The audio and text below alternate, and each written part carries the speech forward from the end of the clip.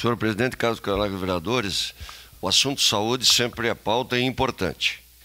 Eu reclamei há pouco do silêncio dos diretores do Hospital Geral e da Secretaria de Saúde.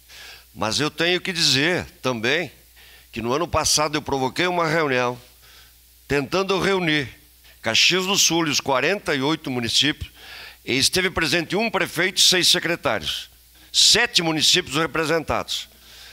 Os municípios viraram as costas para Caxias do Sul.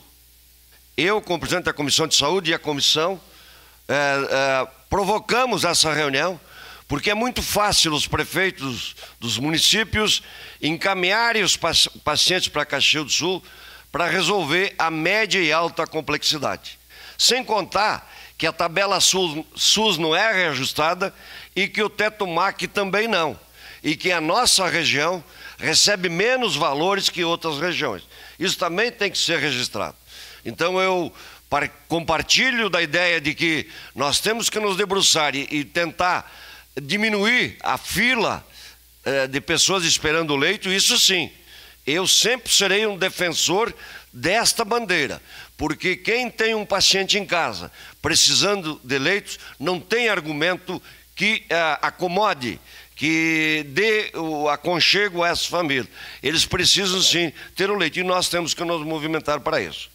Mas vou aproveitar minha fala como Comissão de Saúde e Meio Ambiente, convidar a todos para amanhã, dia 26, às 14 horas, vamos realizar uma reunião pública que vai tratar de desastres ambientais e mudanças na legislação. Eu achei oportuno, em função do desastre climático que tem assolado o nosso estado, de convidar o nosso conhecido doutor em Direito Urbanístico e Ambiental, doutor Adir Reck, e o doutor em Engenharia das Águas, Juliano Jimenez. São professores da UX.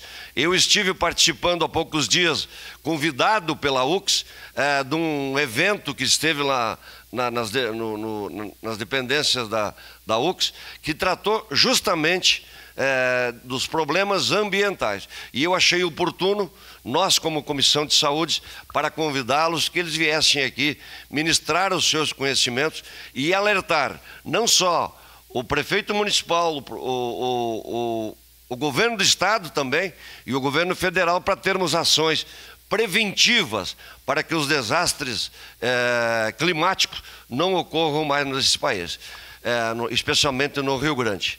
Então, convido a todos os colegas para participarem dessa reunião e a comunidade também, de um modo geral. Era isso, senhor presidente.